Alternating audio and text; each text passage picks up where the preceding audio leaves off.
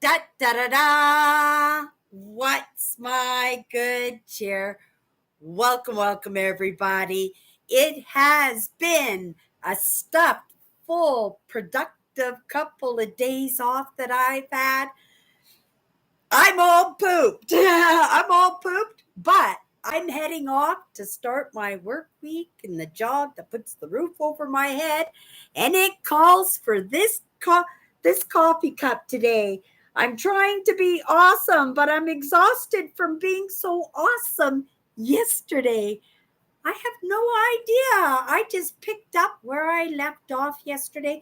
Maybe it's that idea that I do love to start my work week, that job that puts the roof over my head, that when I walk in that door, that, right, I am pleasantly enveloped by my home, that in that moment of open up that home, that door to my apartment, that I can say, oh my goodness, I'm home. What a great day. Let's get our pajamas on and our right slippers, and let's sit down and have a cup of coffee and a lesson. Oh my goodness, my house is so clean. My cat's happy to see me, and oh my goodness, she's in the box, but it is the norm, and you guys will get used to it. But I do find it curious that she finds it her opportunity at this time. Every single time I do my live, she's in that box, right? She's not in that box all day long. It's just she's just picking the most opportune moment. So let's have a cup of coffee. If you weren't in the past couple of days, we were talking about gratefulness. Gratefulness is the word that we picked this week to talk about. And I have to say, I have so much to be grateful, right? And I can spew that gratefulness.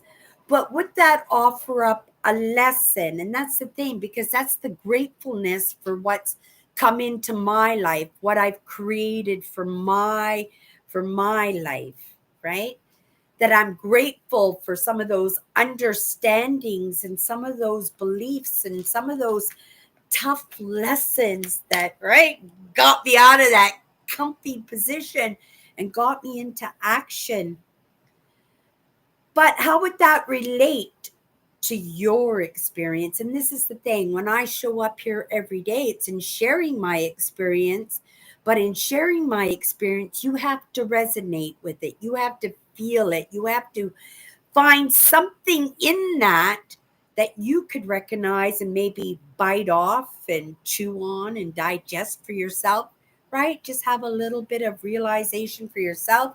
So today I was thinking, wouldn't it be great if I could offer up some of those amazing lessons that I've gotten, right? Doesn't even have to be in most recent years, but in my entire life, that even if now I'm just recognizing that that's something to be grateful for, that it has to relate to anybody who pops in and hangs out with me for their life, right? So it's not going to be the exact experience in my life, but the circumstances that might be similar to the circumstances that you're in. Or maybe it's a way that you looked at things that you didn't take into consideration. So there may be some of these gratefulnesses, and I didn't write many here, but maybe we'll go a little bit deeper in them. I have 5, 6, 7 of them. I could have gone on, but I was a busy girl today, right?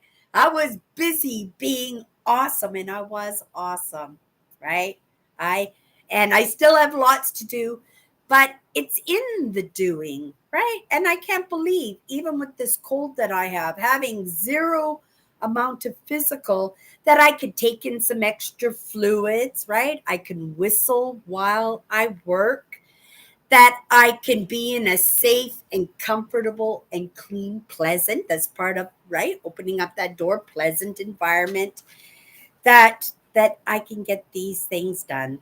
So let's get right into some of those big, big, big gratefulness. And so they might be heavy for you, but that's the idea. A lot of people, they treat the symptom and not the cause. That's not how I work. That's not how we resolve issues in any way. And that's the truth. Because if you cause the symptom to disappear, right? A different symptom will take its place, and that's the truth. That comes from somebody who has a very addictive personality, and I know that if I don't replace a bad habit with a good habit, or a habit that is less likely to impact me, right? That it's just going to be a lot of work for naught. This is how I feel for myself.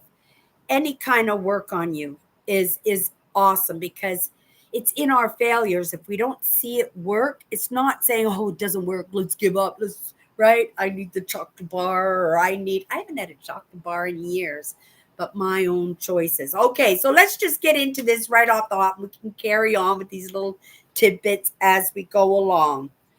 So, for the first thing I am grateful for, and this will kind of give you the idea that maybe you might find some insight for yourself in these, right?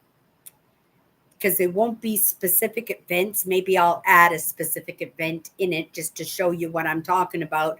But I just want to tell you these lessons that I am so grateful for, that if I didn't have these lessons, in truth, I would, no question, not be sitting here right now.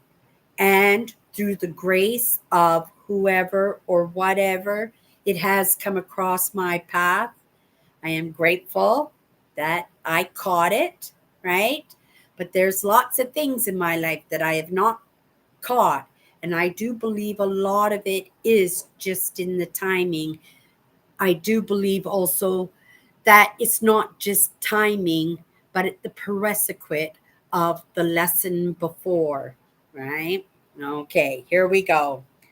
I am grateful for the understanding that I have a choice, right?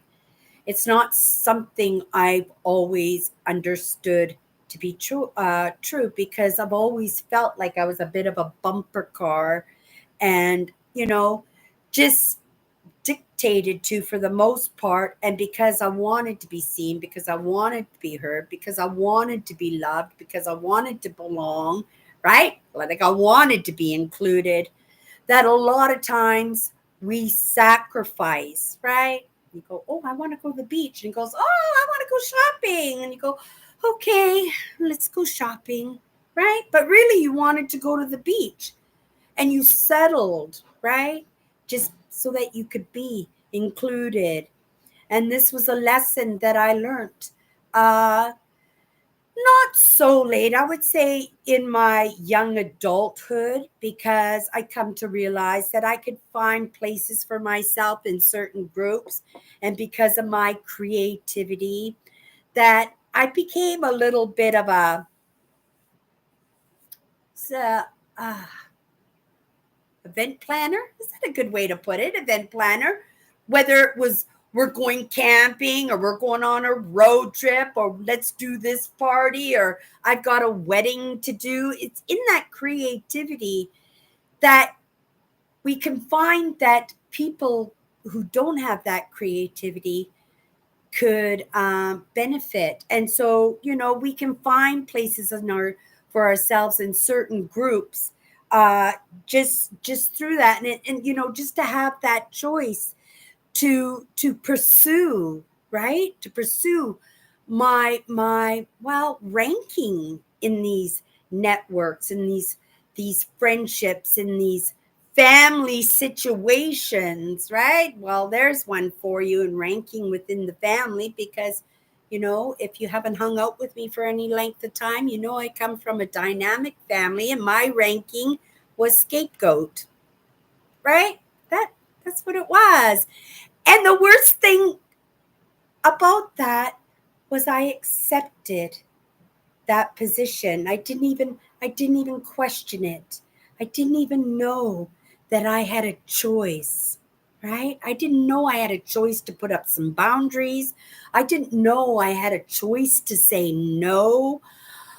I didn't have a choice as to discover for myself what role I wanted to play. Now, I'm going to say, I don't understand all aspects of this story being played out, but I suspect some parts of me did agree, right? Because it happened.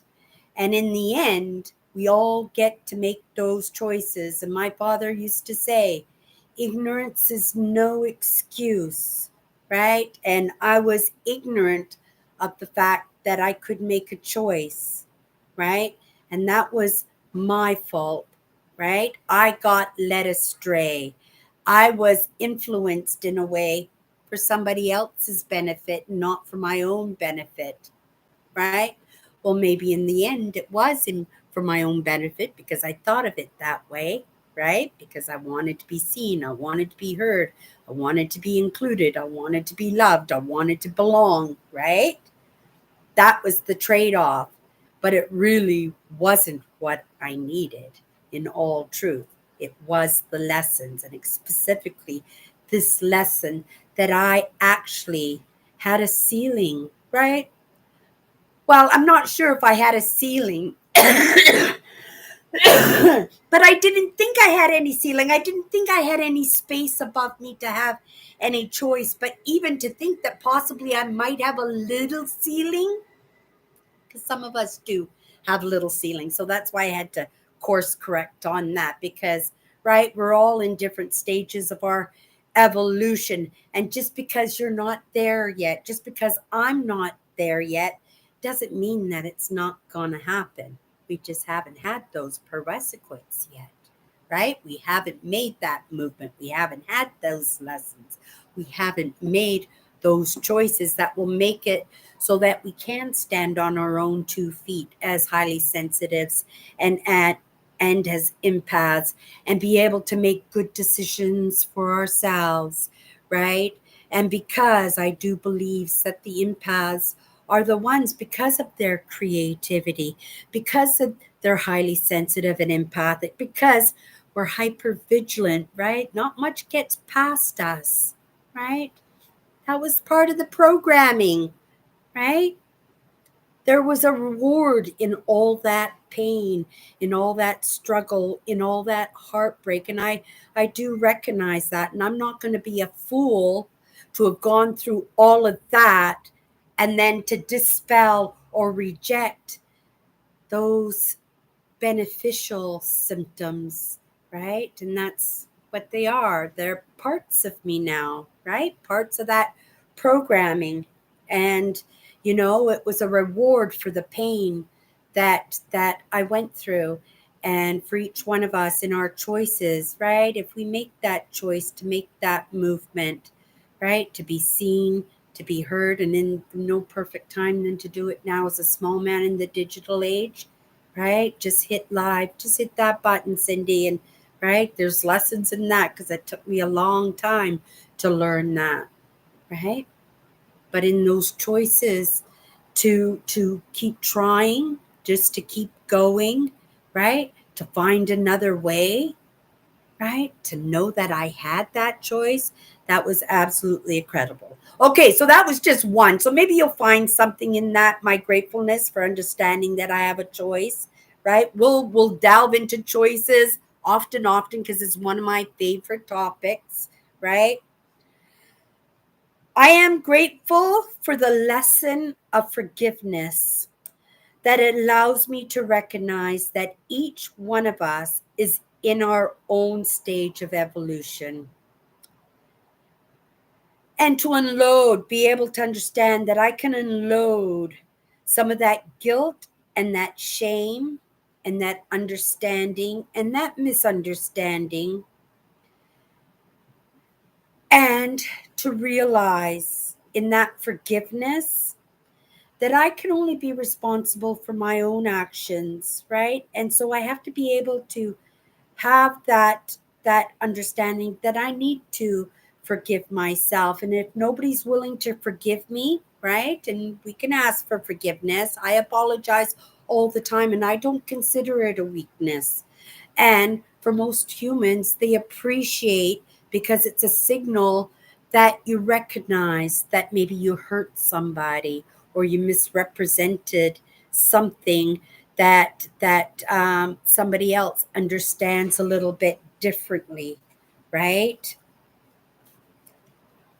Okay. I am grateful also to realize that I can and should forgive myself for all my missteps so that I can truly experience that feeling of starting over, right? Understand that I can start over at any moment. And if I fail myself in the next moment, I understand that I have that choice. And I can forgive myself for that moment that I forgot, right? And I forgive myself and I pick myself up and I dust myself off in that failure of myself or failure of somebody else. But if you fail somebody else, again, be brave enough and genuine in the presentation of that asking for a little bit of forgiveness. Forgiveness goes a long way. I had that opportunity to do a lot of healing in a few minutes when my mother passed away. A lifetime of pain, a lifetime of rejection, a lifetime of missed lessons and lessons I might have wished that I didn't have, right? But the rewards in those lessons, again, like I said, right? And I will use that reward in those lessons to reward myself moving forward, right? But I forgive myself for my missteps, right? That I can truly experience the feeling of starting over, understanding I am a work in progress. Hello, Melvin, dear. I saw you there, dear. There she is. Again, the cute lady on the computer screen. Thank you, Melvin. You're good for my ego. You're good for my soul, too. 100%. I'm happy to know you, dear. I really am. Okay. I am grateful to have known true friendship and love. And that's the truth. Lots of people go through their entire lives and never truly get to have that experience of having a true, genuine friend who loves you for all your missteps, who loves you for all the ugliness that, right, that we carry. And each one of us still carries ugly, and it's going to be a long time, right? Right? We're just coming out of Homo sapiens, right? And we're not Neanderthals anymore, but we are conscious man. And I do believe, right, that we have to be able to recognize that true friendship when it comes by because of my understandings that life is tough sometimes, and if you don't have company in that, it's a long, hard, lonely journey. And especially if you are somebody who needs to be seen, who needs to be heard, right? Who wants to feel loved and who feels that they don't belong anywhere. It's like these are feelings that everybody is entitled to have, right? But we just don't realize that we have those choices at any moment, and we can start over afresh and recreate ourselves. I went to 11 different elementary schools, and I swear, right, I come from a very dynamic family. 11 elementary schools, and each one of those schools I represented myself a little bit differently, a little bit of an adjustment just to see if I could settle in. Like, how do you like going in midway through the year and popping into a new class when everybody is already settled in as friends, right? And you're the outsider, right? Yeah. It's not fun. It is an experiences, but there are lessons in that 100%. And again, I wouldn't be here if not for those experiences, right? So I'm grateful to have known true friendship and love because it does impact us differently when we struggle in the reel, right? To have that feeling that you're not in it alone, that you're valued for your contribution, right? To other people's movement or to your own movement. Because lots of times people will just follow your example, right? They'll follow the formula, they'll follow what works, they'll follow the evidence. So in the end, right, we only have to control our own actions. We only have to take on our own lessons. We only have to live our own lessons and be the evidence of our own lessons in order for other people, right, to come on board. Hello, Andrew. Did you send me a letter, Andrew? You are just like the sweetest person ever. Thank you so much. I'll be watching my mail, Andrew, to see when it shows up.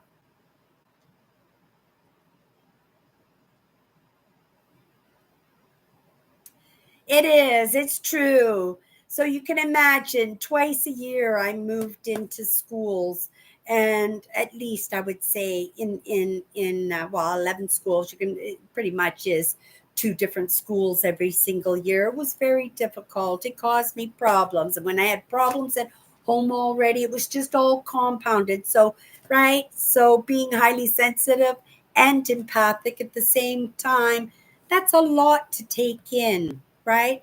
But it was having those few friendships and it was having those few loves, and whether it was, family members who loved me and cared for me, or whether it was the guidance and the stewardship of my teachers to help me settle in at the school or to give me that extra help. Maybe if it was my friends' parents who, right, felt bad for me and, right, thought they might give me a little bit of good influence along the way, right? Understanding that I was maybe not getting the influence that I might have needed, right, at that young age. I am grateful to recognize that I have been living a life of dictation my whole life. My whole life has been dictated to me, right? Even now, a lot of it is dictated because of that intuition, right? And because of those follow me's, that is dictation too, isn't it? But it's a dictation that leads me to healthy places. It's a dictation I feel that really does mean me well. And it's dictation that maybe I was afraid enough to take because dictation, right? That influence that I've gotten in my younger years and even recent memory, right? That influence that, do as I say, not as I do. I know you don't. No, you can't. Right? And all of that, right? That dictation should be again to my first gratefulness, that understanding that I have a choice, that I started making choices. I am grateful that I was able to make some different choices in the influence. And yes, right, as an adult, as somebody a little bit mature, right, we don't want to go back to school. We don't want to delve into that painful past. We don't want to look at the things that we didn't get right. But there are things out there and there are people out there that are not getting it right, just like you didn't get it right, just like I didn't get it right.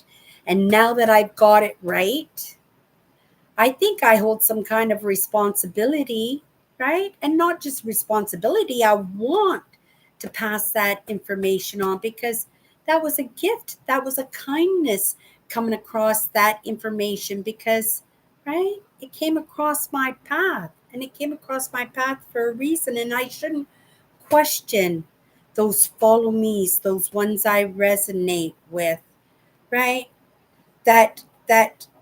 Sometimes we'll read it again. I'm grateful to recognize I've been living a life of dictation my whole life, never confident enough to know that I had a choice. Sorry, still a bit of a cold. I always had a choice. And whether it was my own fear or somebody else's fear, or most likely it was a combination of both, right? Right? In that trauma bonding that we do, right? In that wanting to belong, right? Just taking anybody to hang out with us. And because, again, I I want to go to the beach. They want to go shopping. Oh, I don't want to be alone. Oh, right. Okay, I'll go shopping. Right? And you miss out on a little bit of Mother Nature and hanging out on the beach and looking at cute guys in bathing suits. Right? Okay, you guys. Combination or a combination of both. We comfort as empaths and as highly sensitives, we comfort, we care for, and we tend to others' needs, believing where we are at is what we deserve, right? And it's where we're supposed to be. And because we don't see any options, it's because you're not looking for any options. And those options are happening in our lives all the time, but we're not picking it up, right? But maybe we can choose to pay attention, right, to those conversations, those experiences, those mishaps, that excitement, that passion, right? It all leads to the change. It all leads into the direction that we should go, because that's the good one. That's the good influence. That's the follow me, that intuition, that one you feel, not the one that's being dictated. You need to do this. You're stupid. You're not good enough. Right? What were you thinking? That one. But the follow me, this is going to be exciting. This is going to have the answers that you're looking for. This is going to give you some peace of mind. That's going to resolve the problem. That's going to take care of the symptom, right? But it's also going to take care of the cause. And that's what we need to do, is take care of those causes, and right? Not taking care of the symptoms, because if we take care of the symptoms, a different symptom is going to show up, right?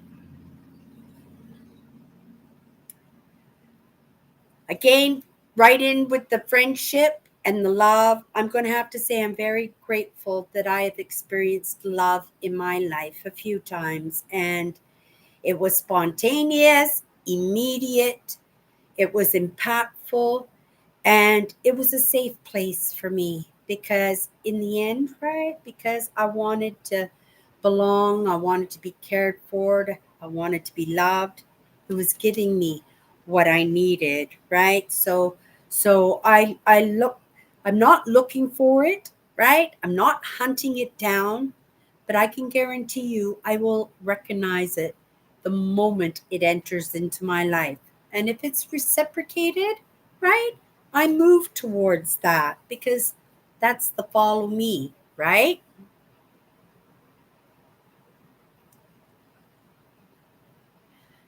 Andrew saying, I like that saying about be to someone else the person you need when you were growing up. I'm grateful for the basics, just going to the post office and store, right? See so many homeless people. That's right, but that keeps your heart open too, right? It's building up that compassion. It's not becoming cold and isolating yourself. You're still staying open to the community, but you're just doing it a little bit from a distance with yourself. You know what I mean? Because as highly sensitives and as empathics, we can't be around everybody all day long, because that would be absolutely draining to us, right? So simple lives, you're 100% simple lives, right? But at the same time, there has to be movement for you, right? There has to be a movement. There has to be some kind of advancement. There has to be some kind of growth, eh?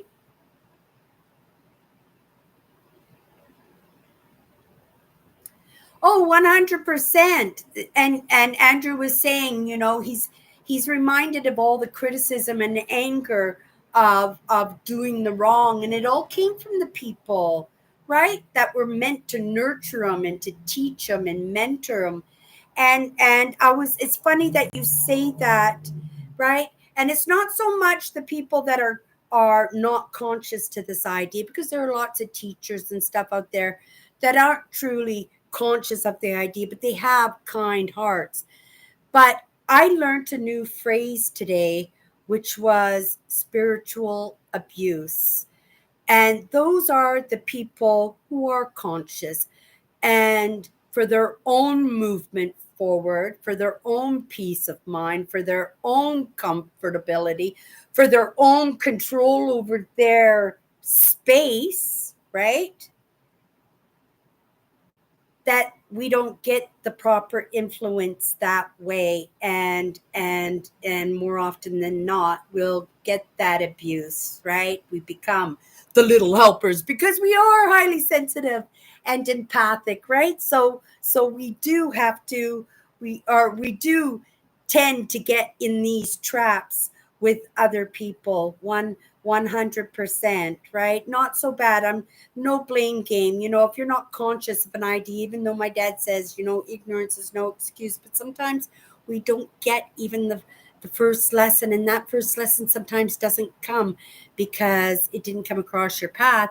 It's because you didn't see it, because you received some lesson from somebody who was conscious that that lesson was trying to get to you, and right, they just didn't want that lesson to get to you.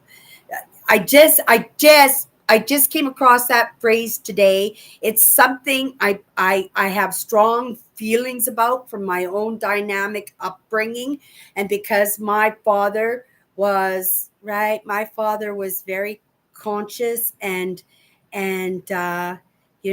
things still happened in my family, right? And these are lessons that I'm playing out. But that doesn't mean that my father didn't love me, right? Sometimes we just miss those lessons, and sometimes we have those misunderstandings, right? Because of it. Okay. Last one, you guys. Grateful for the comfort and the peace of mind that learning these things brings, right? You're delving in a little bit deeper. You're rehashing some of that stuff, right? That caused you some issues.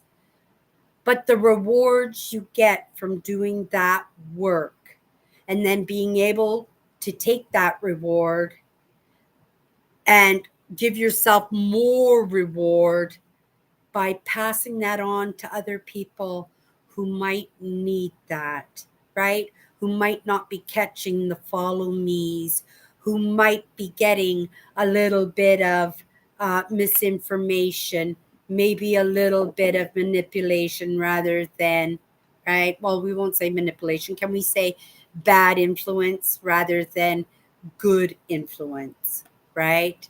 And sometimes it works out that way. Because Kathy had a premonition of me driving a white Jeep Wrangler. She had a premonition, so I didn't ask about the color of the Jeep because I want to see if the Jeep is going to show up the day that I pick up the vehicle, if it's going to be white, Melvin. That's a good question. Good that you spotted that. That's a good one. It's a little game that me and Kathy are playing because she had a vision of me driving around in a white Jeep. And because she didn't know that I was booking a Jeep for my trip, I told her, I says, oh my goodness. And I told her what I was trying to do. And then I says, I'm not going to ask what color the Jeep is. We're just going to see what color it shows up. So that's where that story. And he's talking about something on my other live show, What's My Good Cheer? And you can check out that one. It's a live I do on Sunday nights, What's My Good Cheer? And you'll find it on my main channel, you guys. Okay, I really do have to run off to work today. I can't be late. It's my first day back. So everybody, have an amazing day. That's my good cheer. And we'll see each other tomorrow. Bye-bye. One more.